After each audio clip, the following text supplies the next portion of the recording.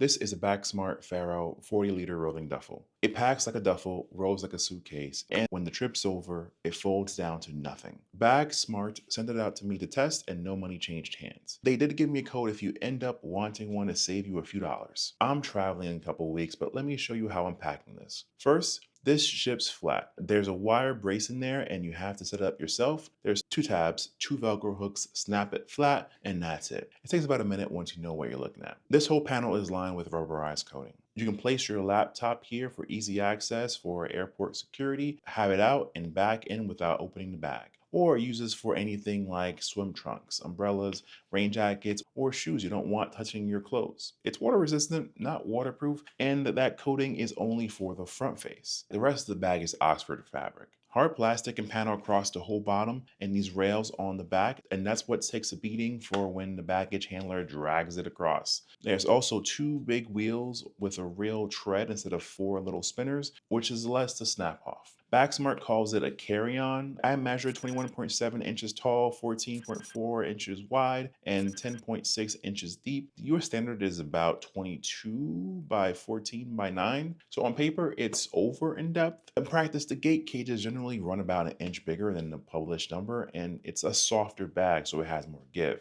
You should be fine for larger carriers, but I double checked for budget carriers. Empty at 7.6 pounds, which isn't bad based on what's in it. The rails, the wheels, and the handle. All right, let me show you what you get. On the outside, you have a small zip pocket here, and this is great for passport or boarding pass, but I like to use this for quick access for my battery bank. And also there's one on the top, which is perfect size for sunglasses or earbuds. Here you'll find webbing across the front and tabs down the edges where you can clip a water bottle or smaller bags. For the straps, you can fit certain smaller jackets, maybe a tripod, or whatever you didn't fit into your bag. And also there's a handle on the bottom too. It also doubles as the foot it stands on. As for the handle, pretty sturdy. There's three stops to it. And also if you want to get into the main compartment, you have to undo these two buckles, which I just leave them unbuckled. You only need them when the bag's full. And of course, if you want it to be cinched down for maybe more compression. The main compartment opens flat so you see everything at once instead of reaching into a hole. Mesh pocket on the lid. There's two more mesh pockets on the wall with one zipper across both. I use this for easy access for anything small like my cable cords or anything else like that. This is basically where you place flat stuff like cards or a spare battery, documents. There's also a removable panel that sits over your stuff. It's got a zip pocket of its own,